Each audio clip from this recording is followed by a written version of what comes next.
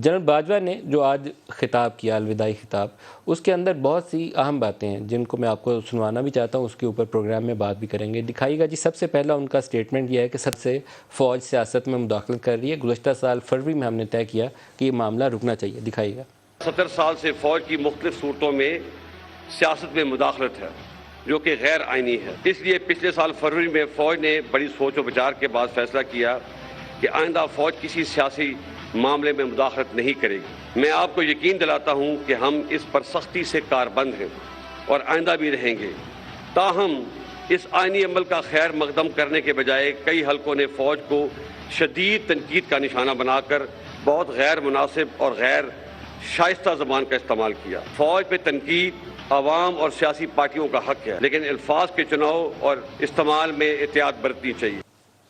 फ़ौज के साथ गुज़श्ता 4 साल में मैं कहूँगा, पहले PMLN उनको चैलेंज करती थी, लेकिन 6 माह अप्रैल से ऑनवर्ड जो कुछ फ़ौज के लिए कहा गया वो इदारे के मुफाद में नहीं जाता।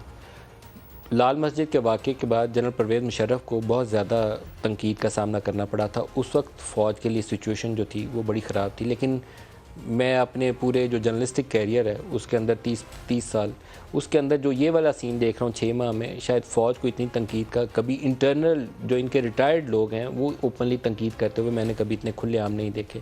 तो फ़ौज को अपना पूरा जो अप्रोच है सियासी मुदाखलत के हवाले से उसको रीथिंक करके उसके ऊपर कायम रहने की ज़रूरत है। 2018 में जो इमरान खान की हुकूमत थी वो बाकायदा एक IGI के मॉडल के तौर पर उसी को रेप्लिकेट करते हुए क्रिएट किया गया था 2018 में। जिस तरीके से उस वक्त बेनज़ीर भुट्टो, अल्लाह पाक उनकी मग़फ़िरत फरमाए, उनको सिक्योरिटी रिस्क कहा जाता था। सिक्योरिटी रिस्क नहीं थी, वो सिक्योरिटी उनको रोकने के लिए नवाज़ शरीफ को सपोर्ट दी गई थी और उनके एलाइज़ बनाए गए थे। इसी तरीके से इमरान खान को खड़ा किया गया और इनको इत्तेहादी दिए गए, बलूचिस्तान अवामी पार्टी बना दी गई। तो ये जो काम, जब तक फ़ौज ये फ़ैसला नहीं करेगी कि हमने किसी पार्टी को मसनूई तरीके से ऑक्सीजन देकर खड़ा नहीं करना, उसकी हुकूमत बनवानी नहीं, दाएं और बाएं से इलेक्टेबल्स उसके साथ खड़े करके भेड़ बकरियों की तरह जो जहांगीर तरीन जहाज़ में बैठा के लाते रहे थे, वो आए कहाँ से थे, उसकी बैकग्राउंड है एक पूरी। और इसी तरीके से अगर किसी प्राइम मिनिस्टर से लड़ाई हो जाए तो उसकी हुकूमत गिरानी नहीं चाहिए।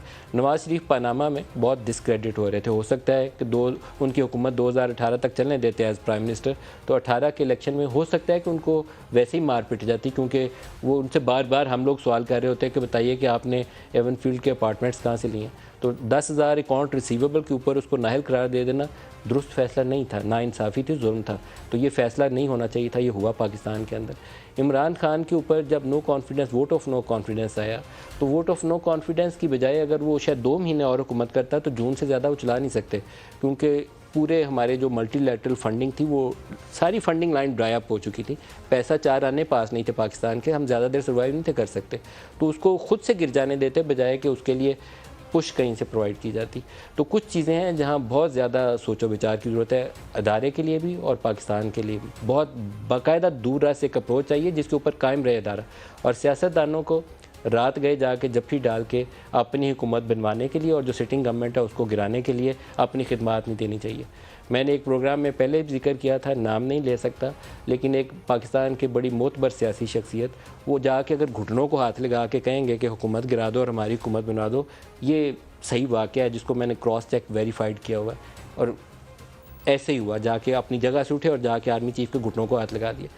ये जुल्म है और मेरे ख्याल में फ़ौज को खुद उसका रास्ता रोकना चाहिए। और ऐसे लोग जो उनके घुटनों को हाथ लगा के कहते हैं हमारी हुकूमत बना दो और ये पहले वाले की गिरा दो, उनको अपना दोस्त या सज्जन ना समझें, वो पाकिस्तान के दुश्मन है, इस निज़ाम को कमज़ोर करने का सबब बन सकते हैं।